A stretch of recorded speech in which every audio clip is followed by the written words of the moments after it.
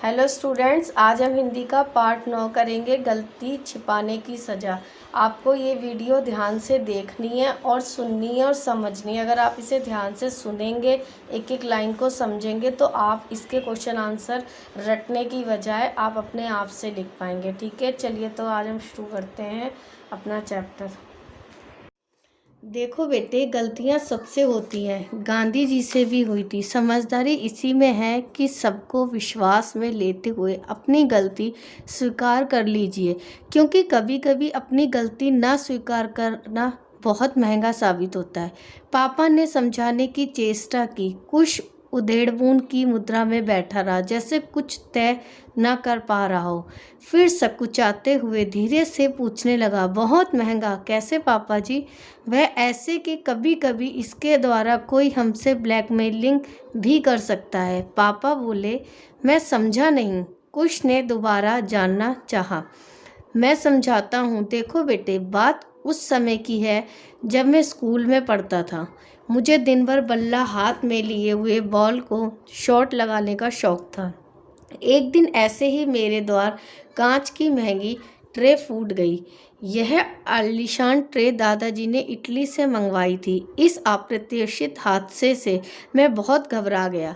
फिर अपने को संभालते हुए चुपचाप ट्रे के अफसोस उठाकर कूड़ेदान में फेंक आया। ट्रे को ठिकाने लगाकर मैंने राहत की सांस ली कि चलो अच्छा हुआ किसी ने देखा नहीं, वरना बेकार का लफड़ा हो जाता। दादाजी को जब याद आएगा तब का तब देखा जाएगा। लेकिन मैं गलतफहमी में था। तुम्हारी उषा बुआ यानी मेरी छोटी बहन ने यह हादसा देख लिया था, लेकिन किसी कुटिल नीति के तहत वह चुप रही थी। थोड़ी देर बाद दादाजी ने याद किया, चलो बेटा उषा, बर्तन साफ कर लो। हमारी माँ नहीं थी, इसलिए यह जिम्मेदारी उषा को वहन करनी पड़ती थी। मुझे आश्चर्य हुआ जब दादाजी की एक आवाज़ में उठकर काम करने वाली उषा ने हंसते हुए कहा, दादाजी, भैया ने आज से घर के कामों में मेरा हाथ बटाने का संकल्प किया है। दादाजी प्रसन्न होते हुए बोले, तो बहुत अच्छी बात है। दोनों भाई बहन मिलकर काम करोगे तो जल्दी हो जाएगा। क्यों बेटे? मैंने गुस्से में आंखें तरेर कर उषा की तरफ देखा तो उसने कुछ ऐसा इशारा किया कि मुझे पूरे बर्तन साफ करने पड़ेंगे, वरना वह ट्रे टूटने वाली बात दादाजी को बता देगी। अगले दिन दादाजी बोले, उषा बेटे, पूरे घर का झाड़ू पोछा लगाना है। तुम्हारी उषा बुआ ने झट से मेरा नाम आगे बढ़ा दिया और खुद सहेलियों के साथ खेलने निकल गई। दादाजी मेरे सहयोग से खुश थे, जबकि मैं खून के घूंट पीकर रह गया था। धीरे धीरे यह रोज़मर्रा की बात हो गई। दादाजी कोई भी काम बताते कि उषा मेरा नाम आगे बढ़ा देती। मैं आनाकानी करने की कोशिश करता तो वह कुटिल मुस्कान के साथ पूछ बैठती, कांच की ट्रे कहाँ गई भैया? क्या दादाजी को पता है? इसके बाद में दब्बू बनकर चुप रह जाता। जब मैं बहन के जुल्म से तंग आ गया, यानी पानी सिर के ऊपर से निकल गया, तो मैंने दादाजी के सामने आकर अपनी गलती कबूल कर ली और सिर झुकाकर खड़ा हो गया। उनकी कठोर सजा भुगतने के लिए गुस्से के स्थान पर दादाजी मुस्कुरा पड़े। माना वे महंगी ट्रे मुझे बहुत पसंद थी, लेकिन तुमसे ज़्यादा नहीं।